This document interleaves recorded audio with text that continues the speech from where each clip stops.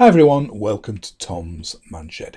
Now today's review is on something I've had for about 5 or 6 years but never got round to doing a proper review on it. Now I did skim over it and mention it briefly in one of my previous videos, the one on the canvas bags storage solution for the boot of my MG ZS EV car. But I have since edited that part of it out because since then I've learned, fantastic bit of kit that it is, it is not suitable, repeat, not suitable for electric vehicles. The reason being it uses capacitors inside instead of a built-in battery.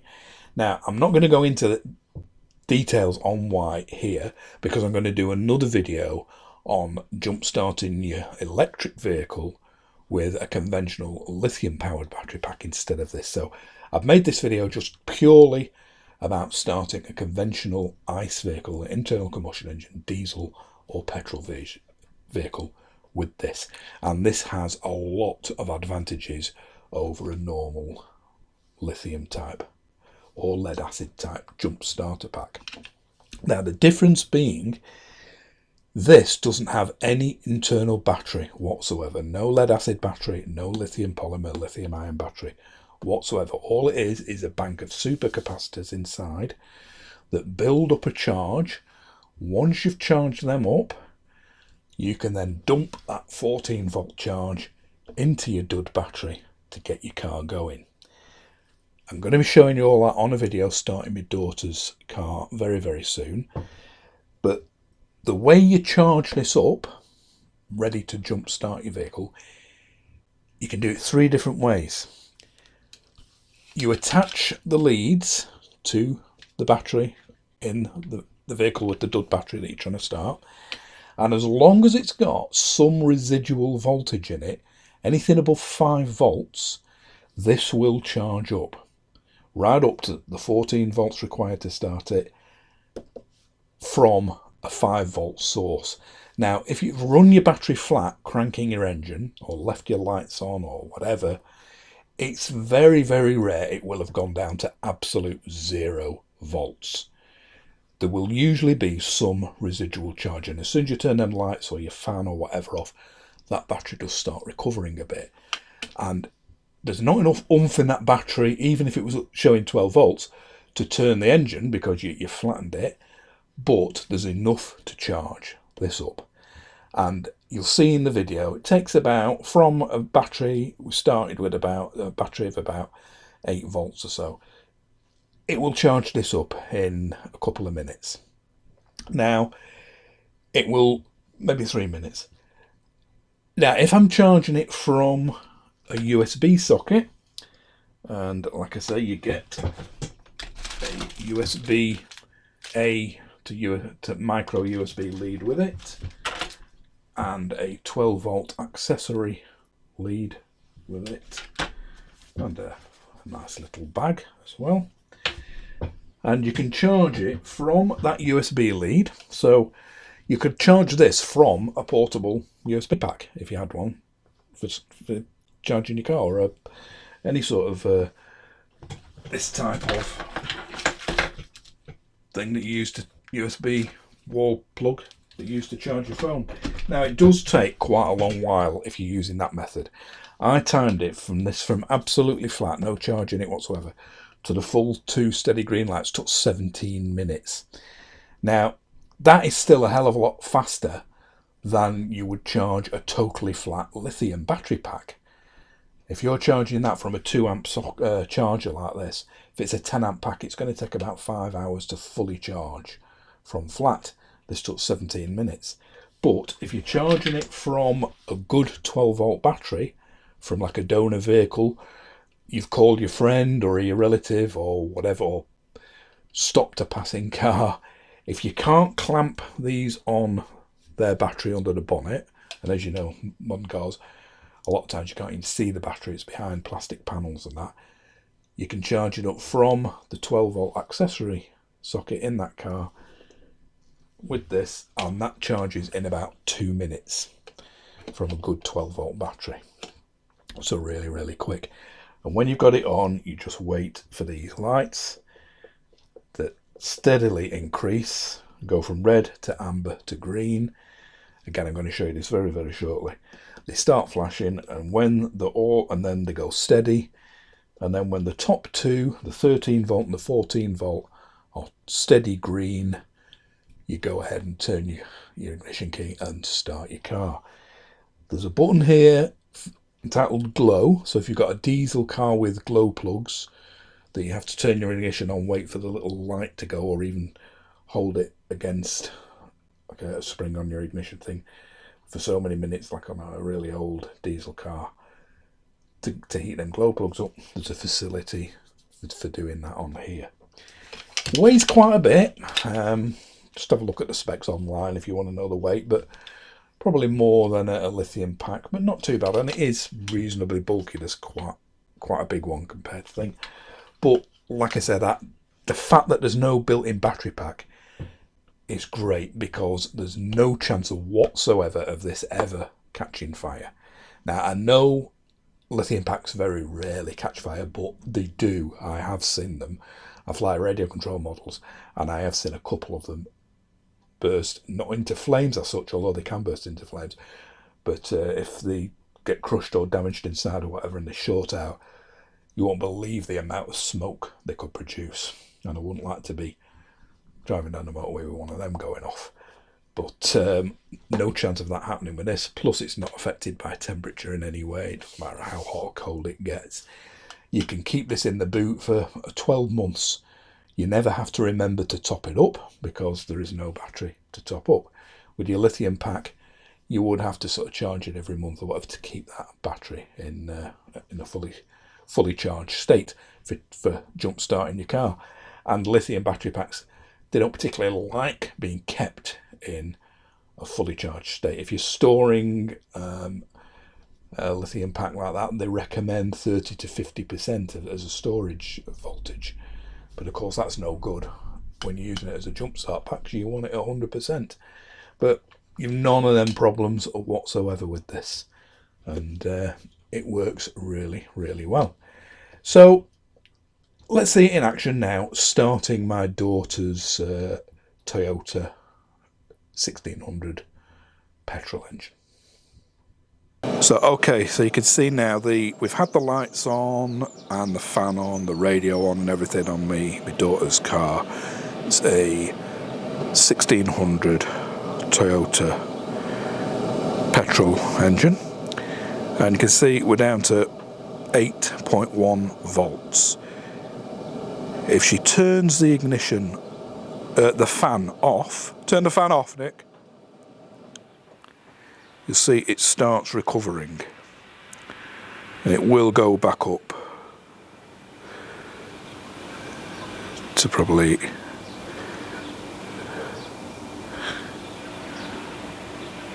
9 or 10 volts even. But even if it showed 12 volts, there wouldn't be enough to start the car. We'll leave it in this state now, and I'll just see what it does recover back up to.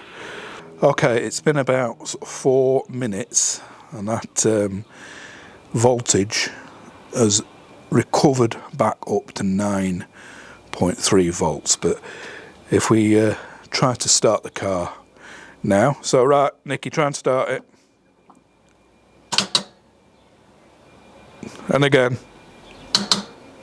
Okay, as you can see, leave the ignition off.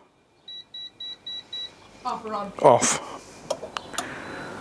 Right, as you can see, it's an absolute flat battery. It's not enough oil. It just operated the solenoid. It didn't even try and turn in the starter motor. But we have got a residual 9 volts up to 10 left in, but it's no way is it going to start the car. So we'll take the multimeter off now, and I'll attach the Electrostart.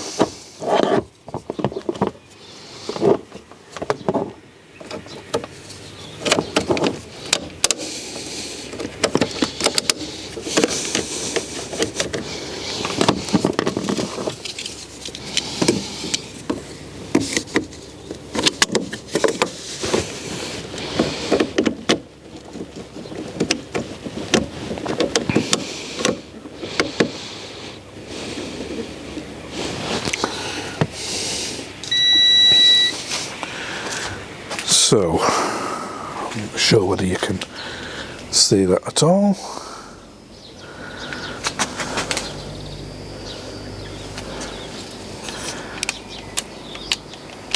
But we've got the, I turn it on now, so you can see it's now charging up. It's got the two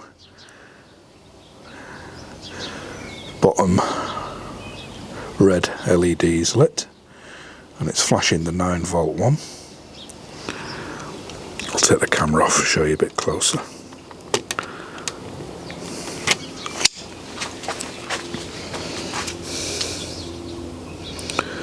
So as you can see, the 9-volt one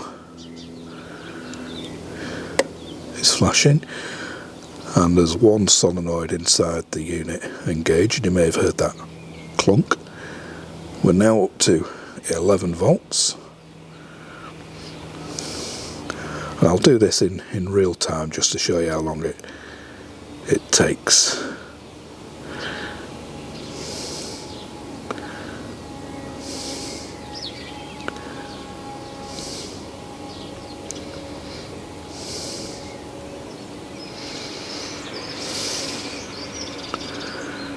See, the 12-volt one is now flashing. Now the 13-volt green one. As soon as we get two steady green ones, it's fully charged. So that was a final click. So the 14-volt one is now steady. So it's charged itself up to 14 volts from a battery that was down at 6, 7, 8 volts. I'll put this back now on the tripod.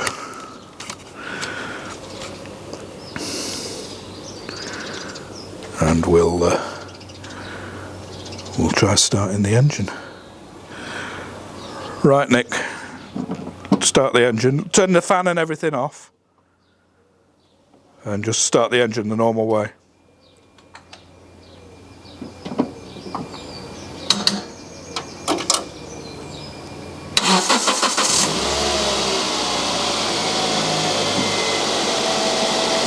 Okay, so you see it started fine then. You just take it off.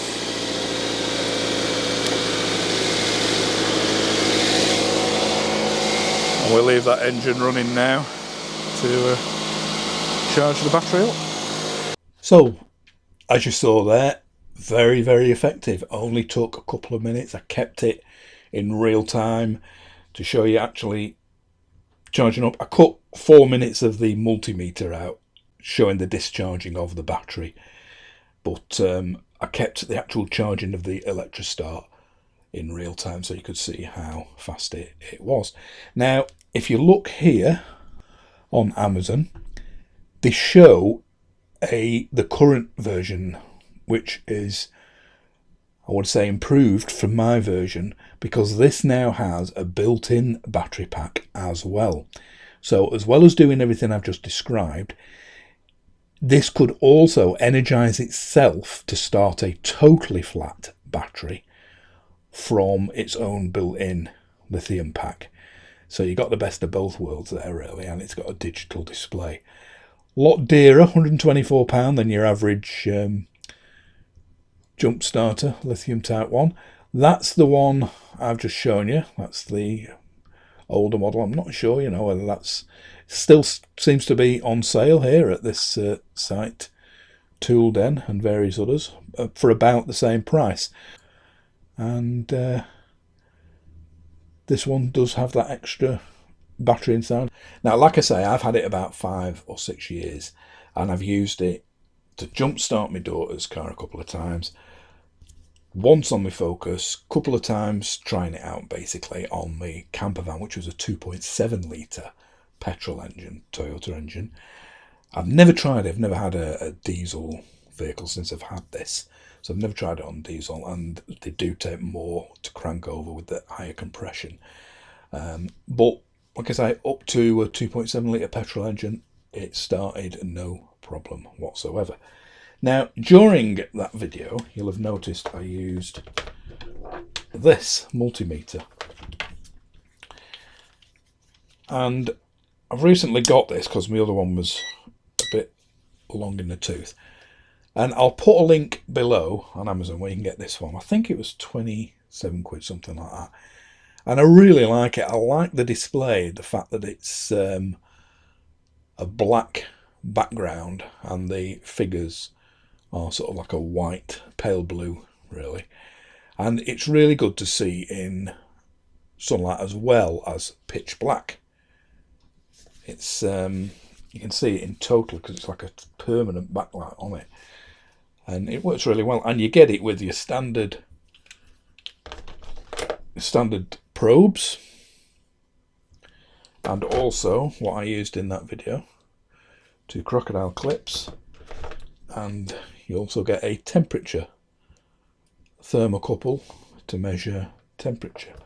And I had a look through because I wanted some with crocodile clips, and I was just going to buy a crocodile clip set for my other one. But I saw this, and yeah, it seems to work really well. So I'll put a link to that below as well. It's this is it here on Amazon. This is it. It shows you the difference there between the conventional backlight one and this. You can just hold it over the socket there. Little light as well, forgot to show you that. So yeah, I quite like that. Yeah, the little torch on it. You just hold so,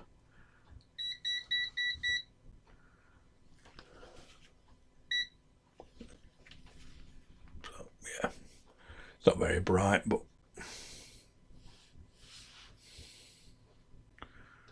if you're stuck under in a cupboard or whatever doing electrics, it's handy to have there. But yeah, I quite like that. So that was that. So yeah, the Electrostart, really good. Really pleased I got it.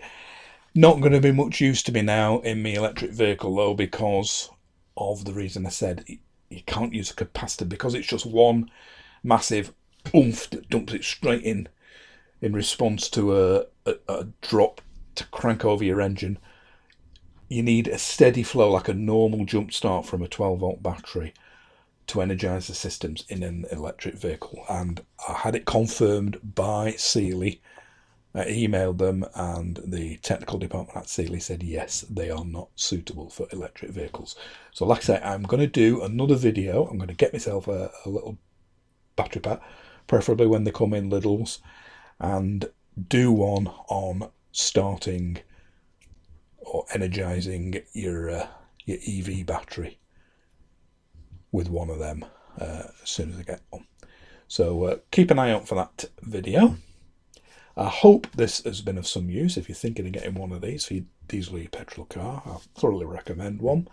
So one thing I didn't mention, I just remembered and added it on to the end, was just describing the clamps. Now they're really nice clamps. It's really hard to open.